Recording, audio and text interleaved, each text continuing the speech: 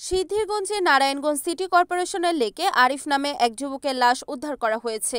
শুক্রবার বিকেলে সিদ্ধিরগঞ্জ পুলে নারায়ণগঞ্জ সিটি কর্পোরেশনের লেকে এলাকাবাসী একটি লাশ ভাসতে দেখে থানা পুলিশের সহায়তায় ছাত্র জনতা মৃতদেহটি উদ্ধার করে সিদ্ধিরগঞ্জ থানায় হস্তান্তর করে। পুলিশ সূত্রে জানা যায়, মৃত যুবকের নাম মোহাম্মদ আরিফ, পিতা মোহাম্মদ হোসেন। তিনি পাইনাদি পূর্বপাড়া এলাকায় রজ্জবালির বাড়িতে ৫ তলায় একটি মেসে ভাড়া থাকতেন এবং সাথে থাকতেন রুমমেট ওমর ফারুক। গত বৃহস্পতিবার রাত আনুমানিক ২টার দিকে ওই মেসে আগুন লাগলে বাড়িওয়ালা তাৎক্ষণিকভাবে সেখানে উপস্থিত হয়ে অন্যান্য লোকজনের সহায়তায় আগুন নেভায় এবং আরিফ ও ওমর ফারুকের অবহেলায় আগুন লাগে বলে তাদেরকে বাড়িওয়ালা মেস থেকে বের করে দেয়। তারপর পরের দিন শুক্রবার বিকেলে নারায়ণগঞ্জ সিটি কর্পোরেশনের লেকে আরিফের মৃতদেহ ভাসতে দেখা যায়। পুলিশ আরিফের রুমমেট ওমর ফারুককে আটক করে এবং লাশ ময়নাতদন্তের শেষে পাইনাদি কবরস্থানে দাফন করা হয়।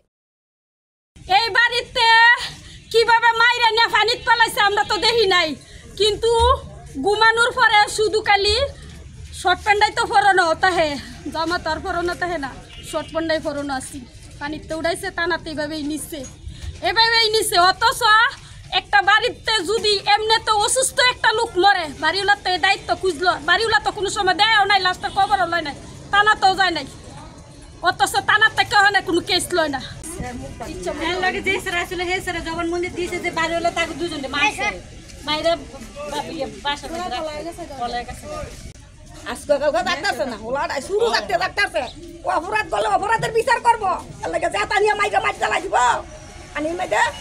Report Tajimul Kobra, NAN TV, Siddhirganj.